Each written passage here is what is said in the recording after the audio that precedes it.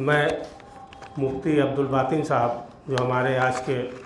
دوسرے مہمان خصوصی ہیں ان سے نہایت ہی ادب سے درخواست کروں گا کہ آپ اپنے تاثرات کا اظہار کریں اور ہمارے آج کے پروگرام کی کامیابی کے لیے دعا بھی کریں۔ جناب مفتی عبدالباطن صاحب۔ بسم اللہ الرحمن الرحیم، نحمدہ ونصلی علی رسولہ الکریم، اما بعد۔ سب سے پہلے میں جامعہ رحمانیہ کے سبھی ذمہ داران کو پرخلوص مبارکباد پیش کرتا ہوں کہ اس ادارے کو حکومت کے نمائندگان کی جانب سے فارم بھرنے کا آن لائن جو سسٹم شروع ہوا ہے تو اس کا مرکز اس مدرسے کو بھی قرار دیا گیا، منتخب کیا گیا، اور ساتھ ہی یہ دعا بھی کرتا ہوں کہ جس امید کے ساتھ لوگوں نے اس ادارے کو منتخب کیا ہے، انشاءاللہ اس پوری امید کے مطابق اس کو امید پر وہ کھرے اتریں گے اور پورا کام اپنی ذمہ داری کے ساتھ بخوبی انجام دیں گے، جیسا کہ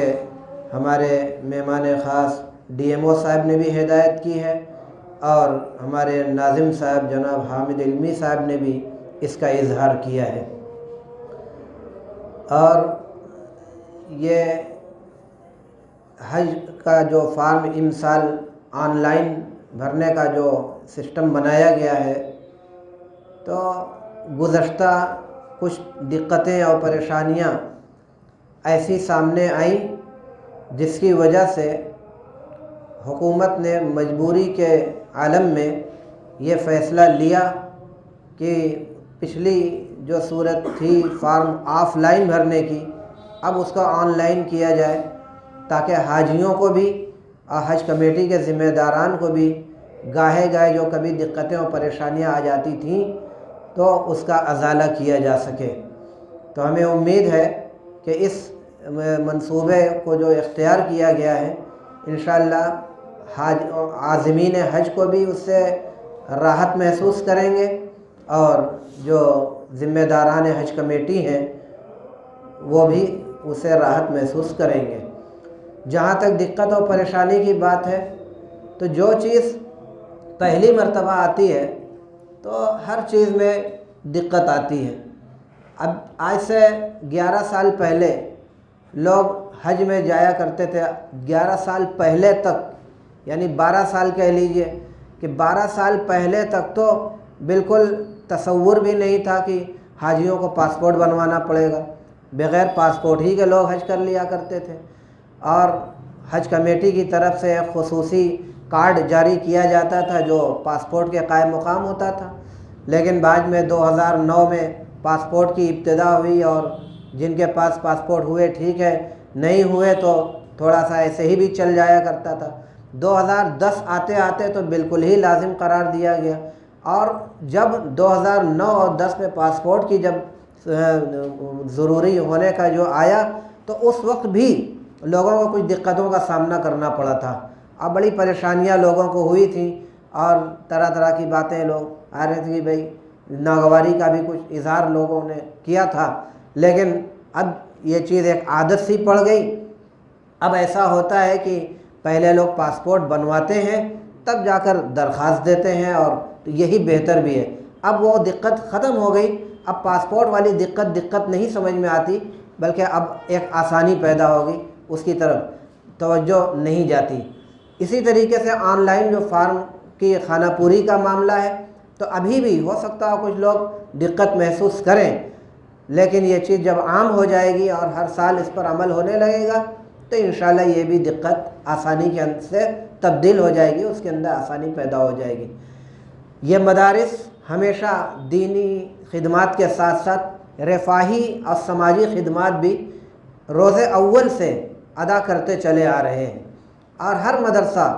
دینی اور خدمات کے ساتھ ساتھ سماجی اور رفاہی خدمت بھی انجام دیا کرتا ہے۔ تو یہ جو عازمین حج کی جو خانہ پوری کا جو پروگرام بنایا گیا اور یہاں پہ مرکز، تو اسی بنا پر کہ یہ مدارس ہی اس کو بخوبی انجام دے سکتے ہیں، کیونکہ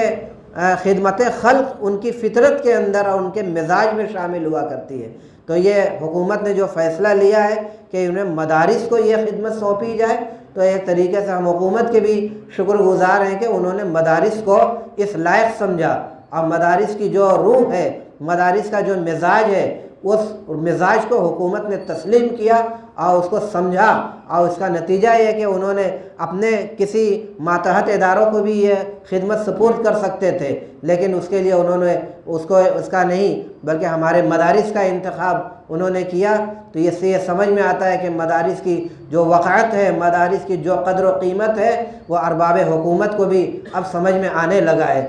تو اور جب حکومت نے یہ ہمیں معتمد سمجھا ہے، تو ہماری بھی ذمہ داری ہے کہ ہم ایسا کام اور ایسی خدمت انجام دیں کہ وہ یقین اور وہ اعتماد بحال اور باقی رہے۔ ہمیں امید ہے کہ اگر اس طریقے سے ہم کرتے رہیں گے تو آئندہ بھی یہ اعتماد اور یہ یقین اور یہ باقی اور بحال رہے گا، اور بھی خدمات ہم انجام دینے کے پوزیشن میں ہوں گے۔ تو یہ ہم سب لوگوں کی ذمہ داری ہے کہ جتنے لوگ بھی جو اس مدرسے کے اندر آویں، جیسا کہ شروع میں سبھی لوگوں نے ہدایت کی، میری طرف سے بھی یہی گزارش ہے کہ بہت ہی اخلاق اور پیار و محبت کے ساتھ ان کی یہ خدمت سمجھ کے، خدمت خلق سمجھ کے اس کا اللہ تعالیٰ کے یہاں اجر ملے گا، یہ نیت سے یہ اس کام کو انجام دیا جائے، اس کا ہمیں اجر بھی ملے گا، دنیاوی اعتبار سے بھی اور اخروی اعتبار سے بھی، ہر طریقے سے ہم کامیابی اور فلاح ہمیں ملے گی، مقدر ہوگی۔ تو انہی چند باتوں کے بعد میں اپنی گفتگو ختم کرتا ہوں،